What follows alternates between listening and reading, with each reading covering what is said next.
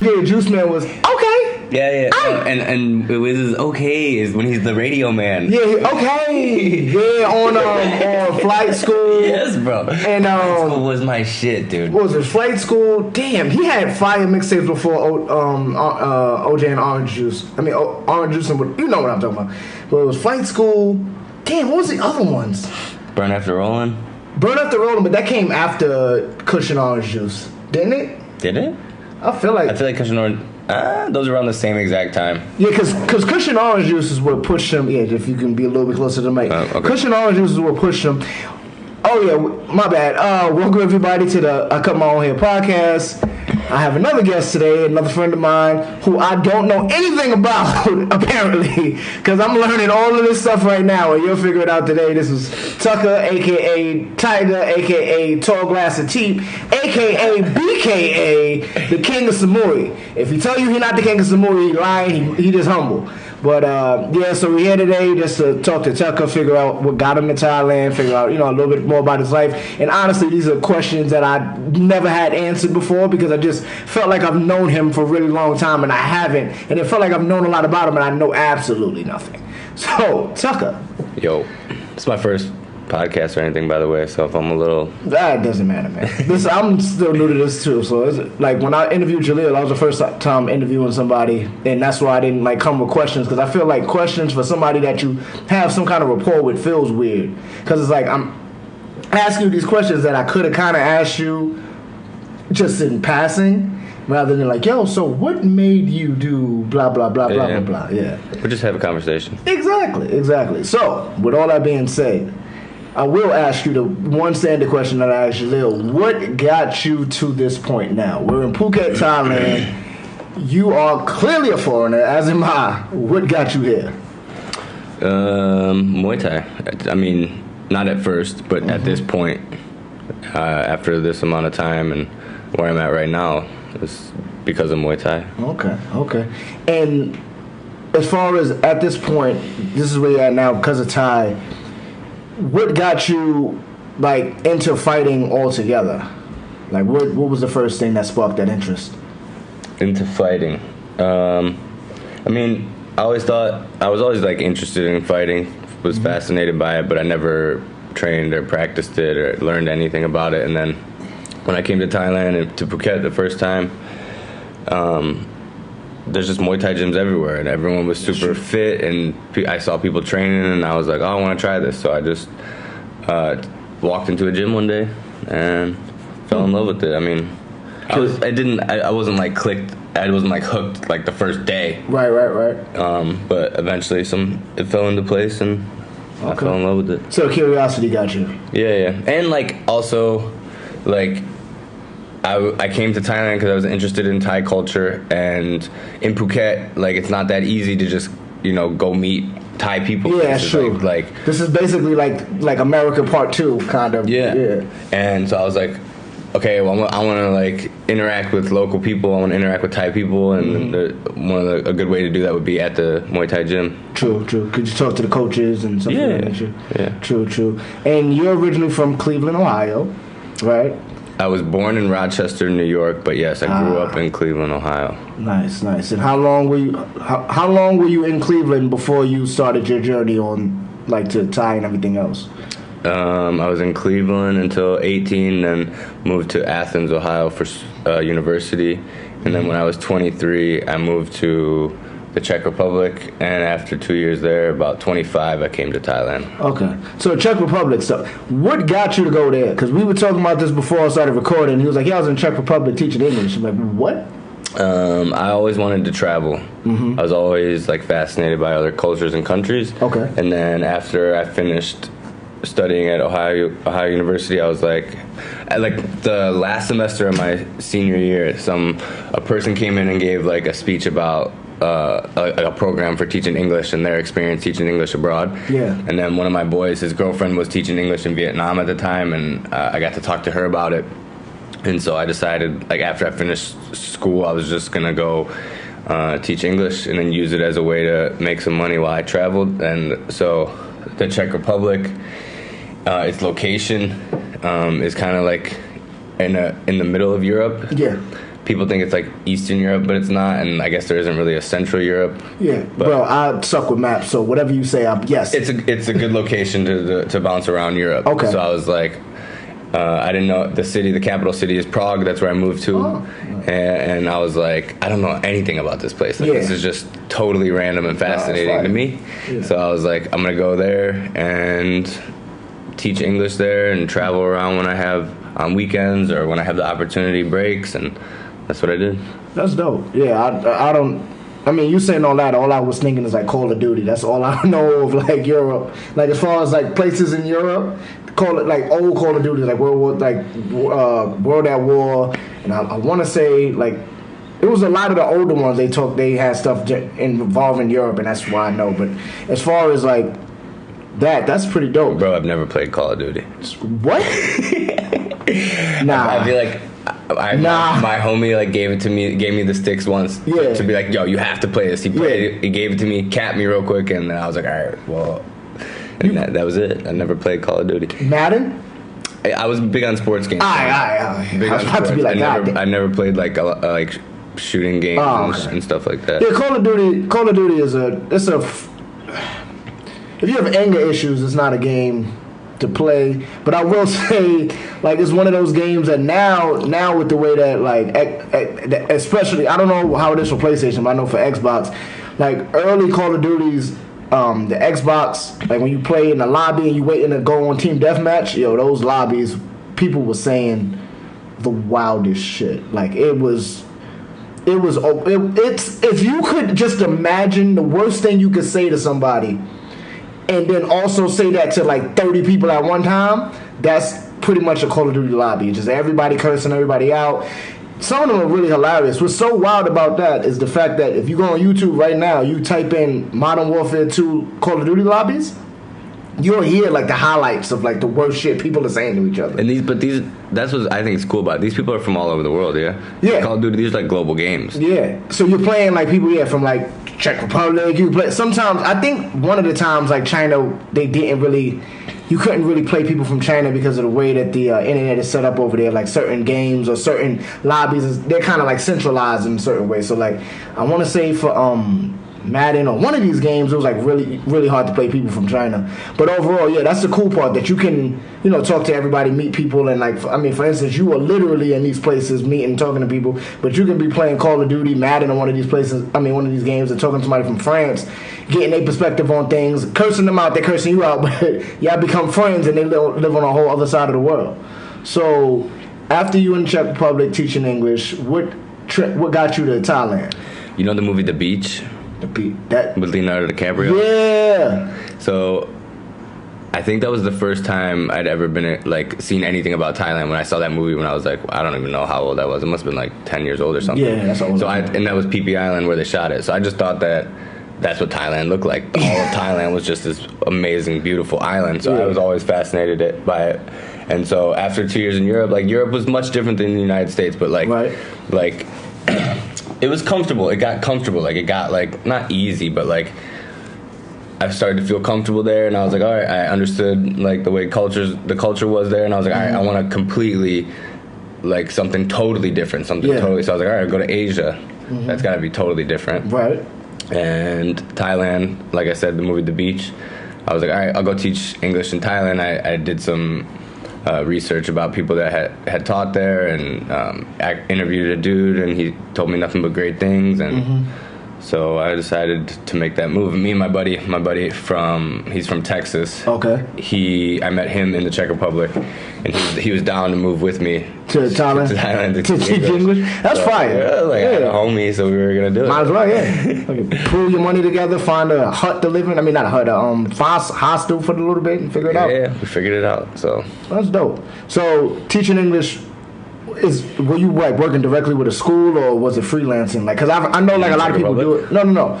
When you got to Thailand, in Czech Republic also, but when you got to Thailand, in Czech Republic, I was working freelance, but like an agency. So they would just this was dope. They would like send me to like 2 or 3 locations throughout the city every day. And and Prague has really good public transportation system. I would just bounce around the city, teach a class here, teach a class like at a high school, at a preschool, to adults, at like a business English, like all types of levels and people of different ages. And that was awesome. And then dope. When I got to Thailand,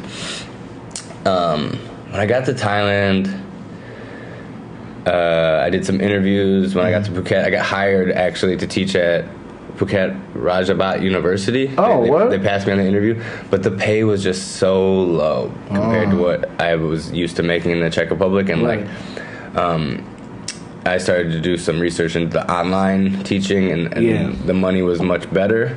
The money was better. It gave me more flexibility. So that's when I started to teach online heavy. So teaching, that's the thing I had a question about, because since being here, and then the first time I was here, I've met a lot of people who teach, and they teach either with a school or freelance and stuff like that nature. Like some people's like, you need degrees, you don't need degrees, it all depends. And I'm like, what is, for you in your experience, what do you feel like is the best way to get into that field? I mean, you don't need a degree. The better paying jobs will require a degree, require a teaching certificate. But to get into it at the lower levels or the lower paying jobs, you don't need any of that. But the money isn't, worth it. I mean, not worth it. Like, it's just not going to be that great. If that's what you're looking for is money, then it's not going to be that great. That's how you get into it. And compared to teaching online in the schools, I much prefer teaching in the schools. Teaching in person, it's a much more rewarding experience. Like, the connection. Yeah, much better. But teaching online gave me the flexibility to start training Muay Thai, make an income while I'm able to train. So that's why I stuck with that. Okay, yeah, I've always wondered that, because like somebody suggested that to me before, but the whole thing, I'm not, to your point, not necessarily looking at it from the money aspect, but more like helping somebody help themselves. Like, it's really dope, I think, because not until being here, especially for this long of a time in comparison to the first time I was here, to realize how complicated English is. Like, in comparison to a lot of other languages, there's too much going on. Yeah. Like, there's so many words for one thing. English isn't tonal. So, like, I can tell you, I'll kill you, and smile. But, like, if a Thai person is talking to you, you can tell that they're angry because they look angry and the words that they're saying match their face. But I forgot who quoted it saying, like, English is like the language of deception. Because, like, it's so many things. And it's so hard. So, like, now I understand meeting people who are trilingual or bilingual or whatever have you, who speak English as well as their native tongue. Like, you took a lot. Like, it took a lot for you to learn English, because it's ridiculous. And me as a grown ass 33-year-old man, I'm still figuring out words in English. Like, I didn't even know. Like, sometimes I still mess up there and there. So I'm like, languages are wild, and I tell my students this all the time. Like, I'm a native English speaker. I've been speaking English for 30 years. I still learn stuff about. I'm a teacher, and I still learn stuff about English. You know what I'm saying? Like, learning a language is a never-ending journey. Like, you will never learn it all. You have to keep practicing, studying for the rest of your life. Like, it's not something that you're gonna just figure everything out. So and be like, you're done. Yeah. And so when you started, teaching English in Thailand, were you already learning Thai before you got here, or did you pick that up when you got here? No.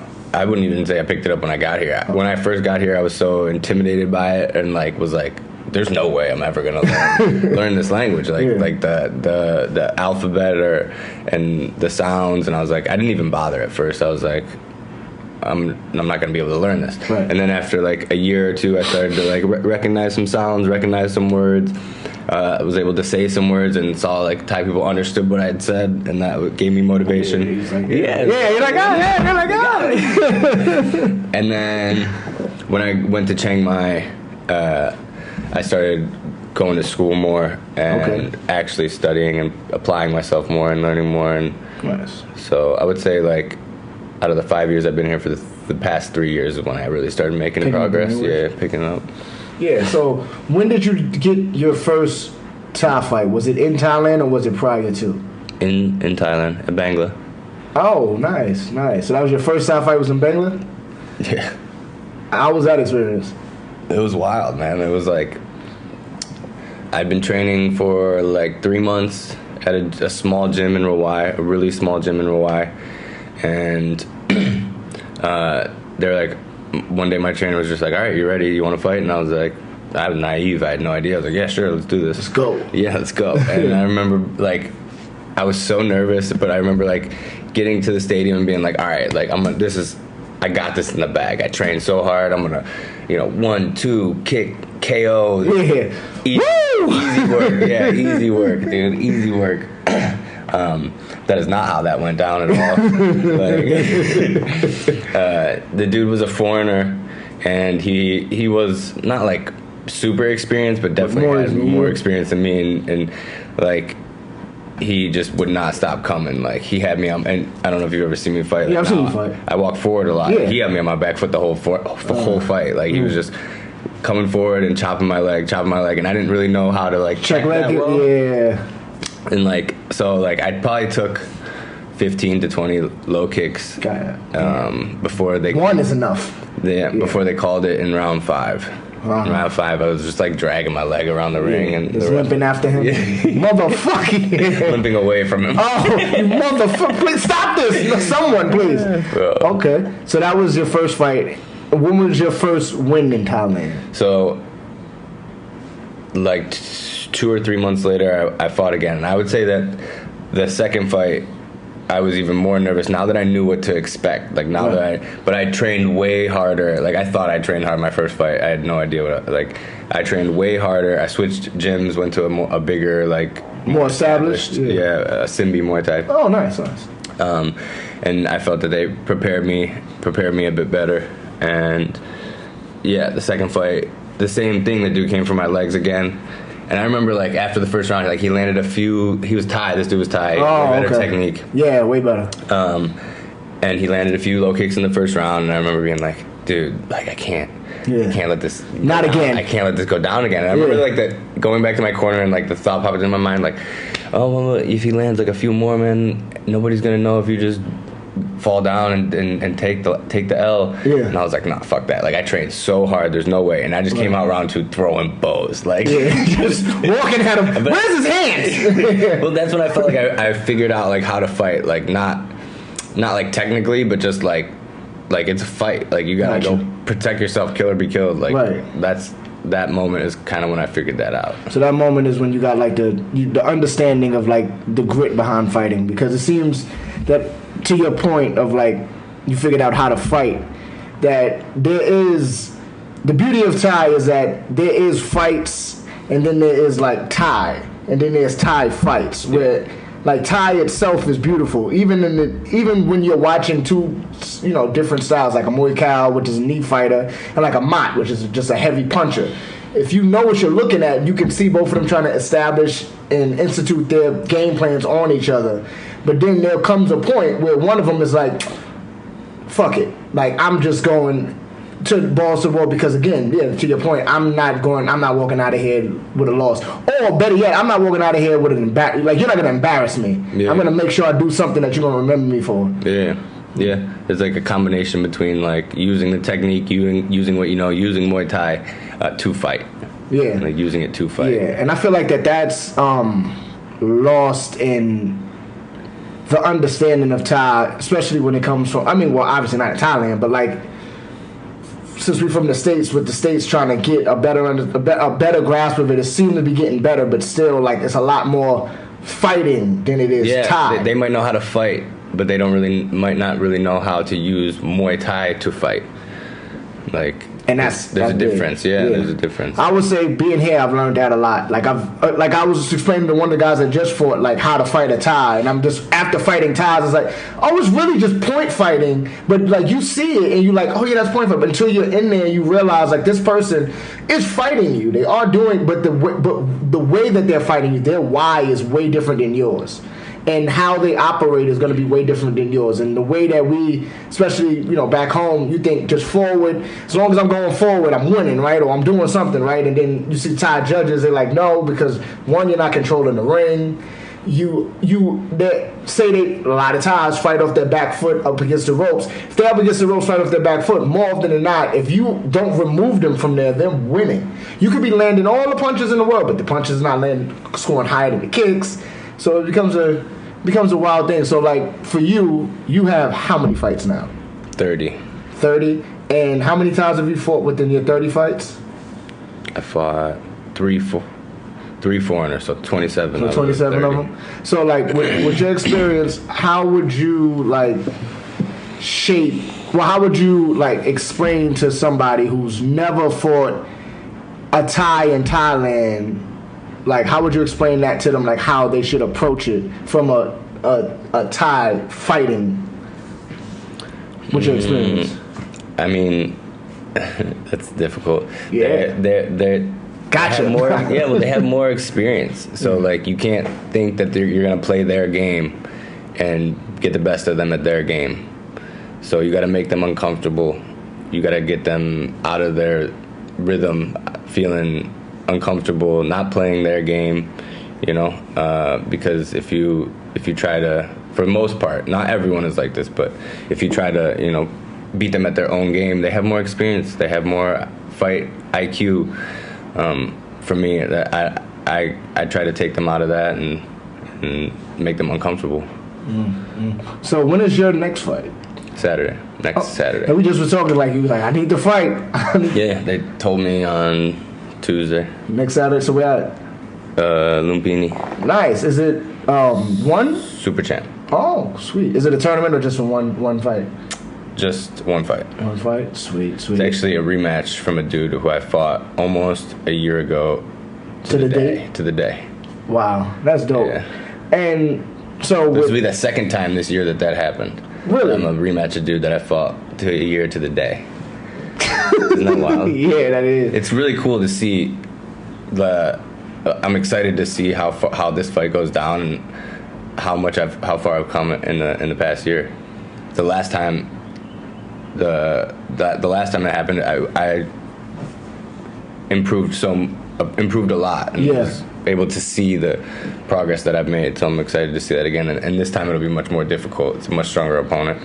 Like the last opponent that I had that with, I beat him last year, but it was a sloppy fight. Oh, it was just like a war kind of. Just a sloppy fight. Got you. And I remember getting out of the ring, and my trainers were like, "Nope, that was not a good job. Don't be proud of that at all. Go home." And no, but I won. And they're like, "That's not what this is all about, though. It's not just about wins and losses. You didn't, Did you look better?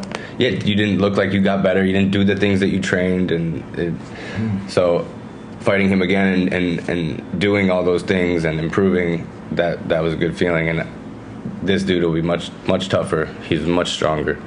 So I'm excited to see how it goes down. That's good that the trainers and coaches are keeping you humble in that regard. Because I remember, as far as if you look up old Mike Tyson fights from his first maybe, I want to say his first 5 or 6 fights, you can find them on YouTube. And in one of those fights, in his first 5 or 6 fights, he's knocking dudes out in less than a minute. It's not even. They should just gave him the money and just let him leave. He shouldn't have fought these people. It was bad. Nevertheless, one of his fights I was watching, it was still great technique he was showing, but one of the fights I was watching, he sleeps a dude within 30 seconds. I think it was in New Jersey he did it.